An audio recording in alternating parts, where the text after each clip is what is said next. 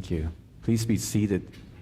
Amen. Thank you, Chris and the worship band. What a ministry you're ministering to us with that leadership. Hey, welcome all of you.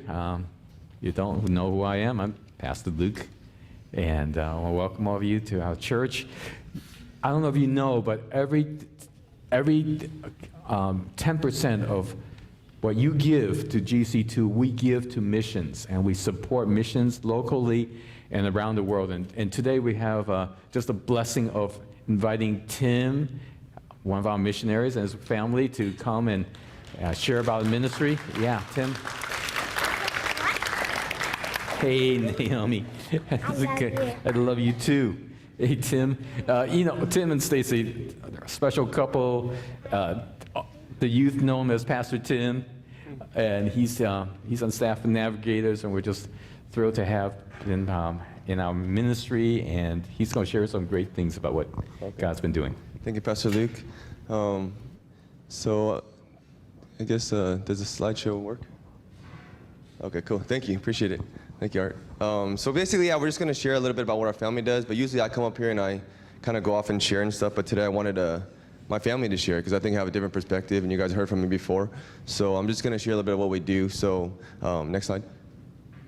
So basically what NAV 20s, we're basically trying to minister to people just right where they're at. And you guys know Matthew 9:36-38, it talks about the harvest is plentiful, the workers are few, asking the Lord to send out more workers. But before that, he says that there's people out there that are harassed and they're helpless, and there's sheep without a shepherd, and there's people that are lost and they're broken.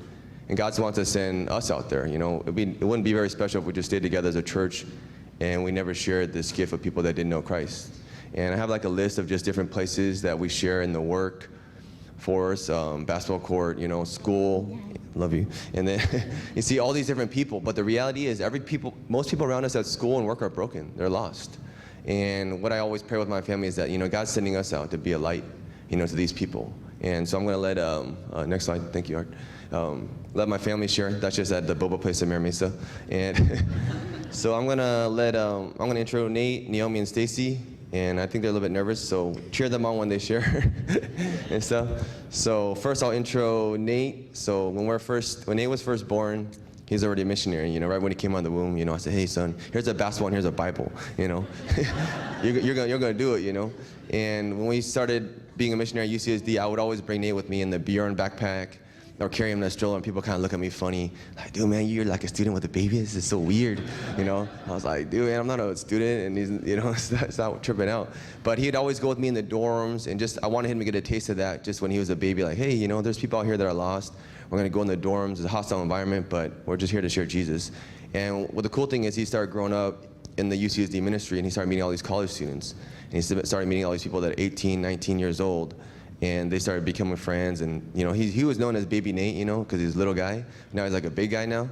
But he met all these friends, and he got to see how we do ministry. So I just wanted him to share basically his side of something that he enjoys with the ministry.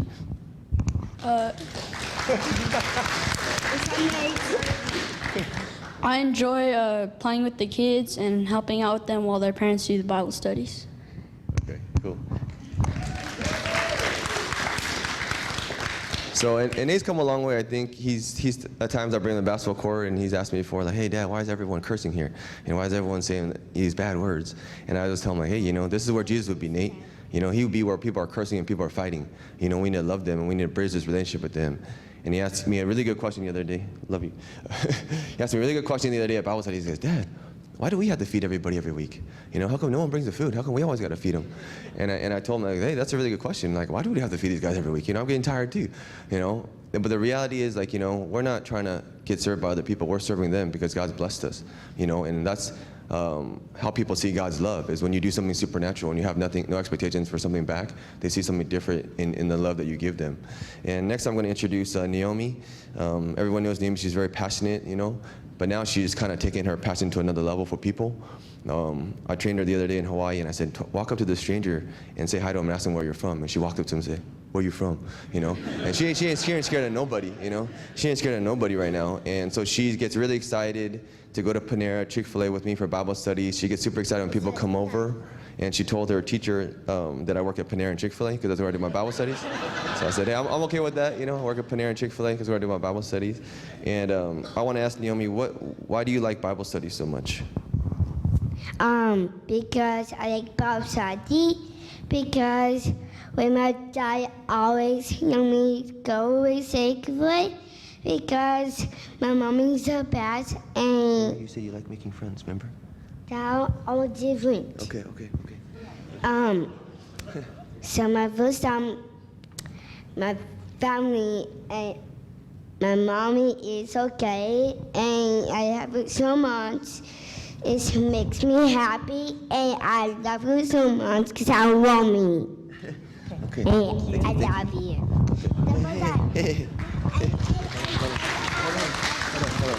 See, so Naomi, she likes the mic probably more than me. She's just not shy. She loves sharing.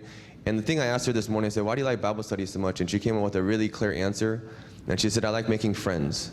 And that's like how the gospel moves. It's just building all these friendships with all these people that are lost and just loving them where they're at, you know? And so I think that's the main reason why Naomi really enjoys Bible studies, because all the different people that come through our house. So next I'm going to share my better half, the MVP, the real MVP, Stacey. She's come a long way with the Bible studies, because in the beginning, before we got married, she asked me if I was going to be a missionary, and I said, no, I don't think I am, you know. I don't think I'm going to do anything like that. And then when we started doing the ministry, it was a stretch for her, because, you know, we're meeting so many new people. And then when we did 20s, like all these different people started coming through the house, you know. And I think probably 10 years ago, Stacey might have done a little background check, like, hey, who's coming through the house, Tim? Do you know them very well? Have you ever met them? And usually I'm like, no, I just met this guy, you know, like yesterday, and he's coming to my house tomorrow with his wife or his girlfriend. I don't really know anything about him. And then she'd kind of be a little, oh, that's a little bit weird. I said, well, I don't know who's going to come, but, you know, it should be fine, you know.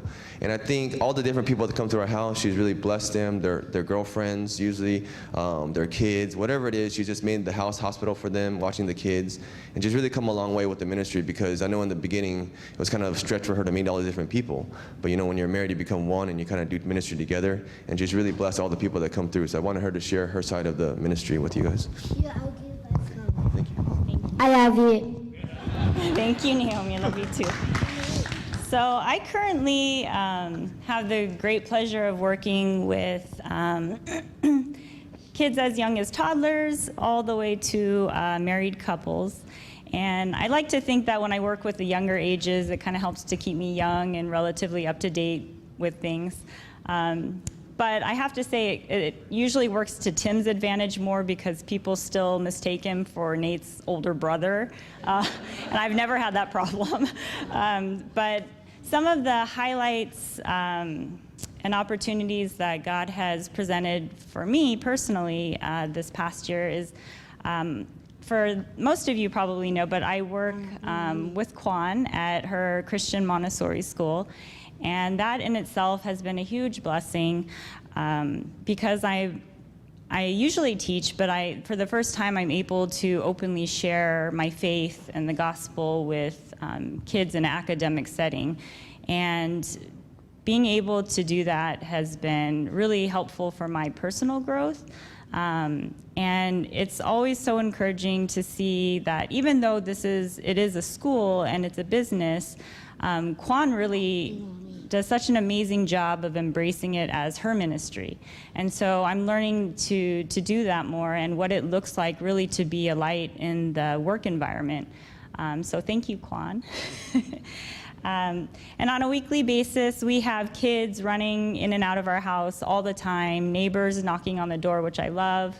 And we have our weekly Bible study with the 20s group that we get to be a part of. And I think the really special thing about that is being able to serve with our entire family. I get to see the kids interact with older, people and gain wisdom from them. I think sometimes it's easier for them to hear truth and love from other people than their parents. So I really thank those people for speaking into their lives. And it's really fun seeing their gifts come out where God has blessed them, and seeing how they serve in different ways, and that we can work together as a team. Okay, just a minute. I'm also learning from Tim how to, I love you too, how to disciple more. We get to meet with different married couples and also people who are dating. And that has definitely been a growing experience. While love is clearly in the air with a lot of them, there's also the struggle of Satan is real. And so people will openly and candidly share with us marital struggles with like infidelity, communication, temptation. And I really appreciate how vulnerable they are with us and real. And so it's really been a journey being able to walk alongside of them, to encourage them, and just to see how God takes, the really painful things and the struggles and turns them into something beautiful, and how we get to be a part of that. And it helps us too. I feel like sometimes when we're meeting with couples that they're helping us more than we're helping them. So we get to talk a lot about, marriage in general. And I think my very top highlight, though, of the past year, and it seems like every year, is actually just being able to work alongside Tim. And he didn't tell me to say this, so. But really, it's been a journey. It's been a little bit nerve-wracking because Tim is clearly so bold in his faith, and he welcomes change, and he embraces discomfort, which is really hard for me, but I've really grown to learn from him, and I think we complement each other and balance each other really well, because I'm learning what it is to meet with people where they're at, and we've been able to work together in different ways. And I think before I thought, in ministry, I have to be like Tim. I have to be a go-getter, I have to initiate, I have to do 1 million Bible studies and not be tired. And that was really exhausting, and I felt like, I was failing at it. But I think over time, Tim has really encouraged me in my giftings and also my kids. So I think being a unit, as working together as a family, has definitely encouraged me. So I really want to thank the church. I know we're not done, but I just wanted to thank the church too, that you guys really have given us this gift as a family to be able to minister together and to minister with you, and to give our kids the opportunity to go to work with their dad sometimes, and that Tim gets to be present so much at home as well as being out doing Bible studies. So thank you. Yeah, hold on, we're almost done. Okay. Yeah. That's why I had Stacey share. She has really good words. Thank you, Stacey. I just want to show you a couple pictures of what we've been doing. So basically, if you have these different stages, stage 1 is basically just planting as many seeds with any person that's walking, breathing, that's alive, that's a non-Christian. You want to build as many relationships. And the second part is 2 Corinthians 5:17 talks about, therefore, if anyone's a new creation, the old is gone and new has come. We pray that they be saved, and we pray that people will be saved. So these guys I just met through basketball. The taller guy, his name is Connor. And I met him in the gym randomly and asked him, have you ever been to a church or Bible study? He said no. He joined our Bible study at Panera, and then probably a couple months later, he accepted Christ on his own. He didn't even tell me, he just did it on his own. And then after that, we started discipling him, raising him up.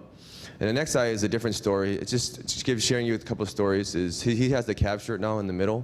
I met him at LA Fitness at Poway maybe 8 years ago when he was just in high school. And I asked him if I did a Bible study. He said, no, I don't want to do it. But then 4 years later, basically was last year, 2 years ago, he came up to me and said, hey, are you still doing the Bible studies? I said, Aaron, yeah, we're still doing it. You could join me if you want. So he came, he met up, and then I asked him, hey, do you want to read the Bible together? And he said he did. So we read the Bible every week for about half a year. And then after the second week, I asked him, hey, do you want to invite your friends to Bible study? And so, well, I have a lot of friends, but they're all non-Christians, and I don't know if they ever want to come to Bible study. That's a little bit weird for them. I said, why don't you pray about it? He invited all his friends, and within 3 weeks, we had a Bible study at Panera in 4S, and then 4 of his friends came. And he was like, Tim, I can't believe that any of my friends would ever want to come to Bible study. I never imagined that. I never thought about that, And I asked him, did you ever imagine you even leading a Bible study? It's like, no, I can't do that. I'm like, yeah, you can. You're leading next week, bro, And he goes, there's no way I could do that. I'm like, yes, you can. You're leading next week, bro. And I might not even come, you know. So basically trying to give him like the keys, you know. I always tell Nate, in order to grow into a big boy, you have to give him the keys, and you can't boss your kids or whoever around. You got to give him some empowerment, you know, some real job and real life skills. So he started leading, and after like 2 weeks, after that, I started calling him Pastor Aaron, and he started believing, like, dude, I can minister to my friends, you know, and it's not just like Tim's work, you know, like I could do this work. And he said, I know Tim believes in me, you know. And then his friends started saying, like, hey, you know, one guy asked, like, is Aaron a pastor? You know, I go, no, that was just the second time he led. That's the second Bible study he's ever led in his life. And he's like, there's no way. How does he know all this stuff? And I said, God could use any ordinary person in this world, just like Aaron and just like you. And next slide. So actually, sorry, can you go back to that slide real quick, Art? Sorry. So his friends, Aaron's friends in that picture before, all started coming to Bible studies, and a couple of them accepted Christ. And the guy next to me, on the left of me, his name is Stetson. And he's not a Christian, but he's been coming, and all of a sudden he's dating a Christian. He's been asking all these different questions. And now he's pursuing me to get in Bible studies. Before he was kind of like didn't want to come. So through Aaron, like all these different networks of people opened up that wanted to know Jesus. And just through this one person, you know, but I invested a lot of time in Aaron. And I feel like Aaron wants his friends to be saved. I want his friends to be saved. Obviously God wants his friends to be saved. You guys want his friends to be saved. But it just takes like this time and investment with them discipling up these kids. And I just got a couple more slides. So UCSD, that's just one place that I speak. And we do ministry during the year to kind of bridge that college to 20s. It's like, hey, we didn't know what's going on in college, so then, because we know what's going on after, but we still need to know what happens at college so then we can help them after they graduate from college. So we just speak there once every quarter. And this is the Bible study we started in the summer. I think some people from GC2 came out too. But it's really cool because we bridge basically babies, youth, moms, dads, 20s, college, anyone that's breathing, nationality, you know, religion, we don't care. You could come to our house, you know, and we said invite any friends that you want.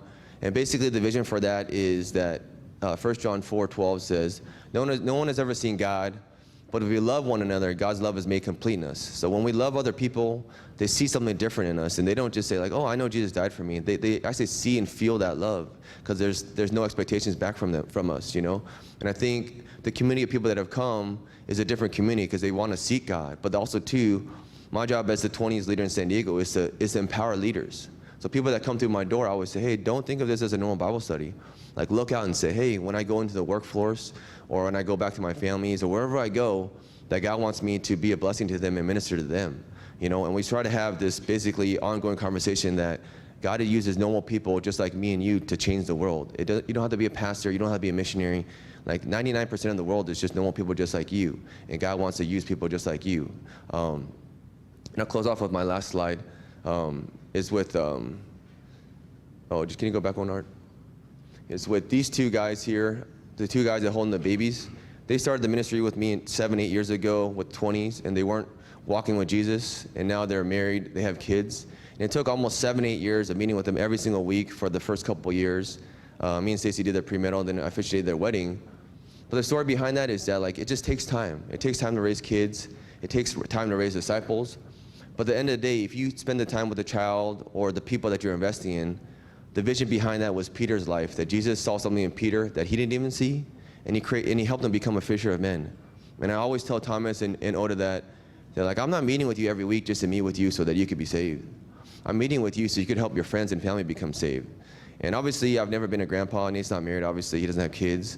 But I know that feeling that if one day when that does happen, I won't even know what to do. That would be like super exciting.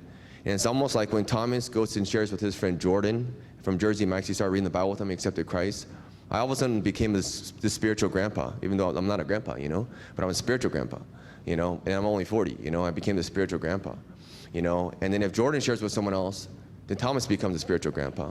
So the vision behind all that is just like disciple making. It takes time, but the people that you invest in will still go on and invest in other people. And that's like the vision we have for the Navigators. Yeah, I'm done. You're not grandpa, you're daddy. Yeah, I'm daddy. I'm not a grandpa yet, you're right. And my last slide, guys, is basically just sharing that, like Stacey said, without you guys, I think the church has kind of become a backbone for supporting us, not just financially, but prayerly and just as a community. But, you know, Henry knows, like, the missionaries the work that we do, we're just supported by people just like you guys. You know, and there's so many joyful givers here that have supported us, and we're so thankful, you know, and just want to thank you guys for partnering up with us, because the missionary work that we do, in the beginning, I really didn't want to fundraise, to tell you the truth, you know. I'm first generation, I'm the firstborn. My parents told me not do this job, you know. But the reality is, like, God's provided for our family more than enough, you know, more than enough, you know. So I just want to thank you guys, and I have some commitment cards. If anyone wants to hear more about the ministry, I'll leave some cards in the back, and I'll just let you guys know if you need any questions, just let me know. So thank you for letting our family share today.